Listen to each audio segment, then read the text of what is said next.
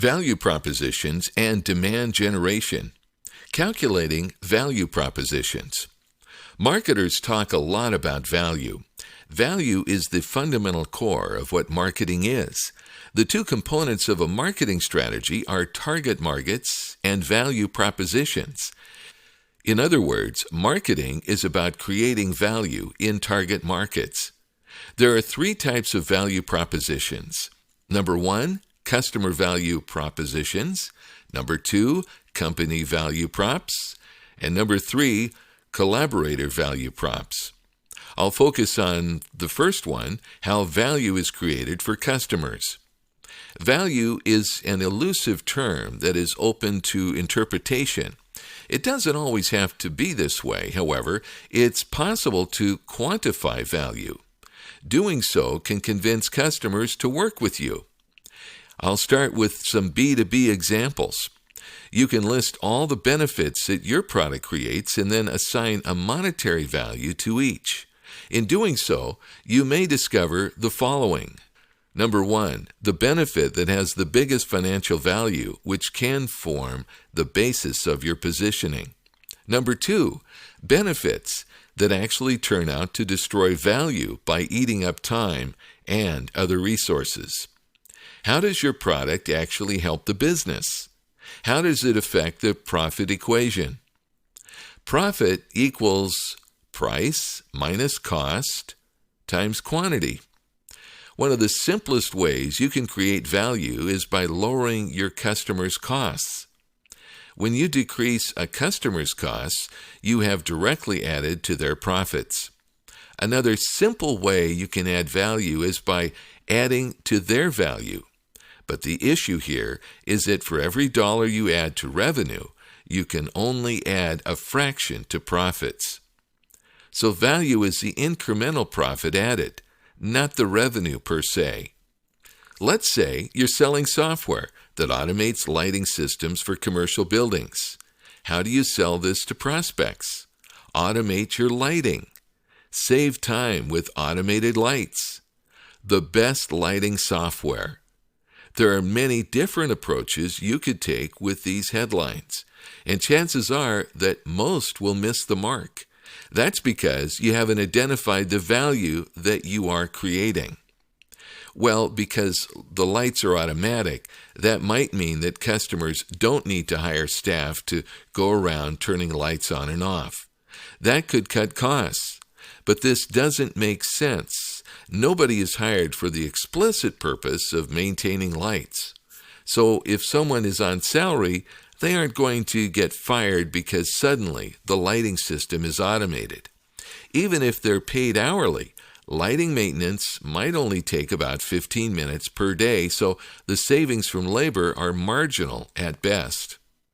So how else might your automatic lighting create value? Perhaps it creates a special mood in the building or a more pleasant customer experience.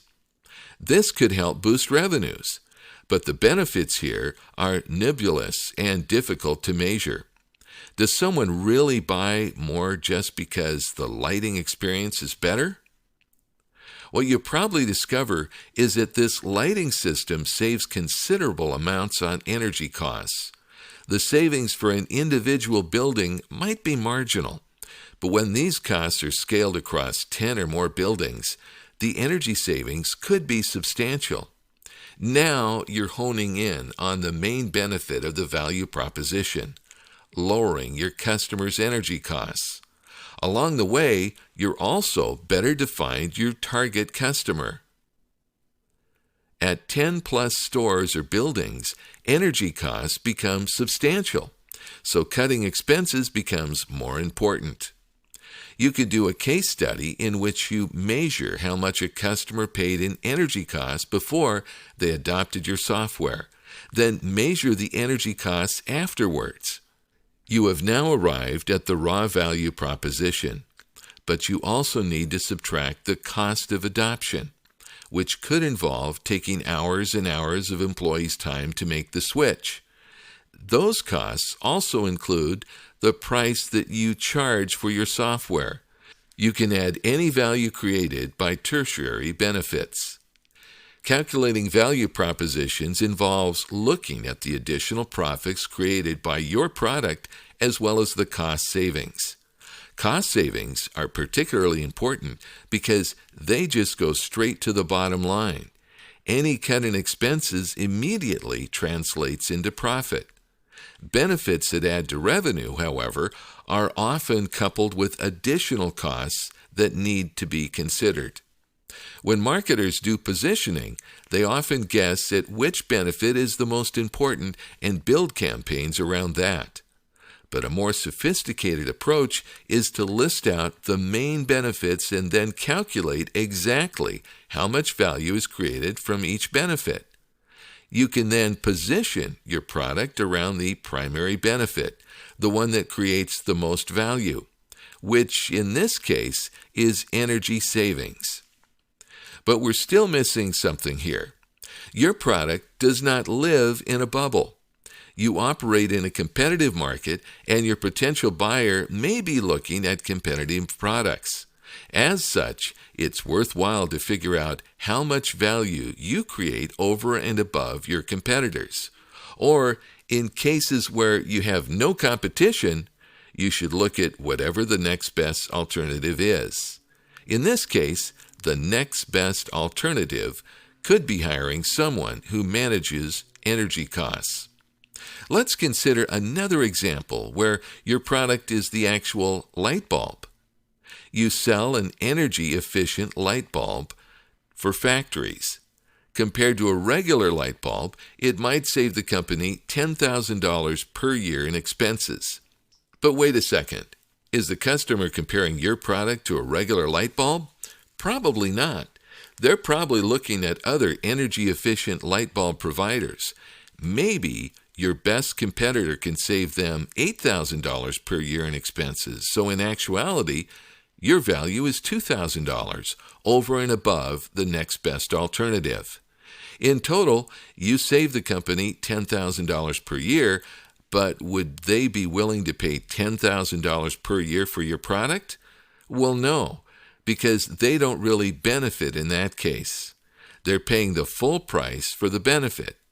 We also haven't accounted for the total cost of ownership. You see, the cost to the company isn't just the price of the product, it's also the time and resources required to switch over to your product, have it installed, and have it maintained.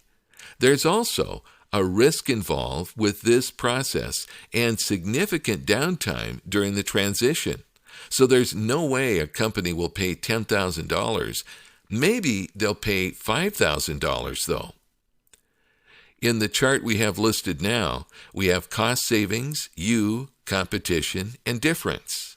Here you can see that the value proposition rests mostly on the cost savings from electricity. These cost savings are not only the biggest component of the value proposition, but they're also the biggest differentiator from the competitor.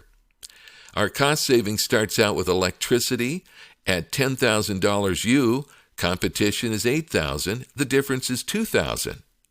The labor cost savings is $5,000 $6,000 competitor, minus $1,000 the difference. Oil, $1,000 $1,000 competition, no difference. The next total is the grand total, at $16,000, competitor at $15,000, the difference is $1,000. You can lower their electricity costs, labor costs, and oil costs. Your competitor can lower these costs as well. In fact, it does a better job than you at a saving on labor costs. Overall, you save the company more money though, so you should be able to win the contract and even charge a higher price. Here's another example of an actual value proposition I worked on for a software company. We have savings from reduced inventory at $375,000.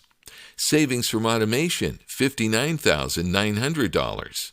Savings from fewer returns, $1.35 million. Product price is $22,360. The value comes from the three main sources: the savings through inventory, the savings through automation, and the savings through returns. By far, the biggest driver of the value is the savings that come from reducing the number of returns. I want to use this opportunity to explain again the difference between positioning and value propositions. By using math, you can see that value comes from different sources, but that one of those sources is a far better contributor. As a marketer, you would probably want to position your brand around that one big contributor. But that's only part of the value proposition. In the examples that I gave, value comes directly from cost savings. But the entire value proposition could include incremental profits rather than just reduced cost. You would simply add those to the cost savings. Other factors could also be added, but that cannot be quantified, like the fact that you have a trusted brand, a great user interface, and friendly customer service.